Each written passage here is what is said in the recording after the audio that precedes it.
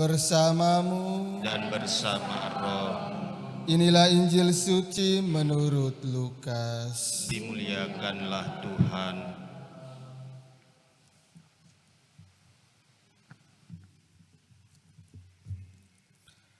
Ketika genap waktu pentahiran menurut hukum Taurat Musa, Maria dan Yusuf membawa anak-anak Yesus ke Yerusalem untuk menyerahkannya kepada Tuhan, seperti ada tertulis dalam hukum Tuhan.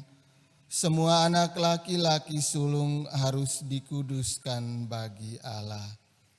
Juga mereka datang untuk mempersembahkan kurban menurut apa yang difirmankan dalam hukum Tuhan, yaitu sepasang burung tekukur atau 2 ekor anak burung merpati.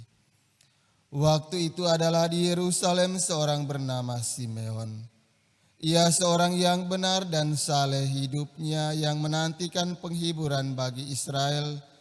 Roh Kudus ada di atasnya, dan kepadanya telah dinyatakan oleh Roh Kudus bahwa ia tidak akan mati sebelum melihat Mesias, yaitu Dia yang diurapi Tuhan. Atas dorongan Roh Kudus, Simeon datang ke Bait Allah.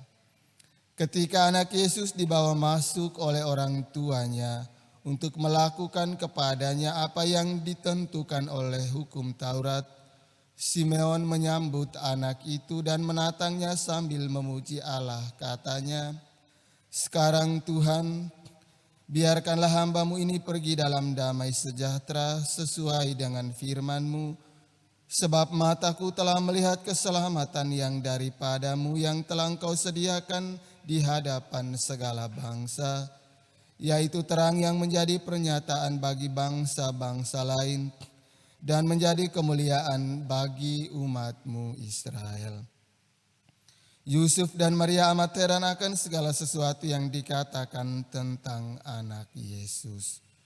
Lalu Simeon memberkati mereka dan berkata kepada Maria, ibu anak itu, "Sesungguhnya anak ini ditentukan untuk menjatuhkan atau membangkitkan banyak orang di Israel, dan untuk menjadi suatu tanda yang menimbulkan perbantahan, dan suatu pedang akan menembus jiwamu sendiri, supaya menjadi nyata pikiran hati banyak orang."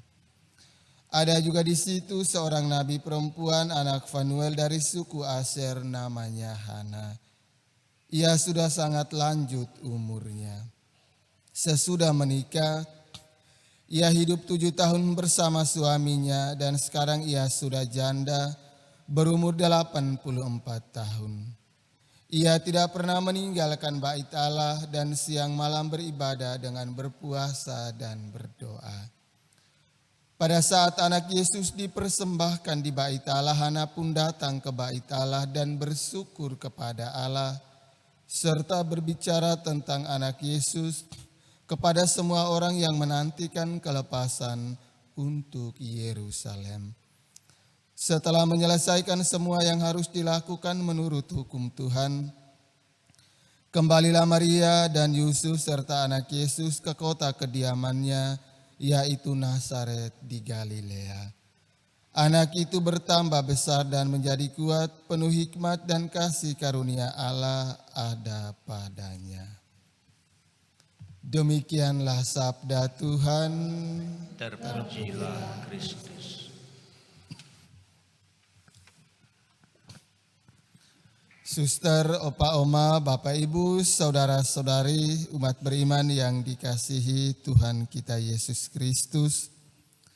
Simeon dalam kisah Injil yang baru saja kita dengar tadi mengajarkan kepada kita bahwa perjumpaan yang paling menyenangkan, yang mendatangkan damai dan sukacita serta kebahagiaan abadi hanyalah perjumpaan dengan Allah. Ketika Simeon menerima dan menatang Yesus, ia memohon kiranya kalau boleh Tuhan memperkenankan dia untuk kembali, karena telah berjumpa dengan Yesus, Sang Juru Selamat dunia. Kehadiran kita semua dalam Ekaristi Kudus setiap hari adalah usaha dan perjuangan untuk senantiasa berjumpa dengan Yesus. Perjumpaan dengan Yesus akan mendatangkan damai dan sukacita abadi.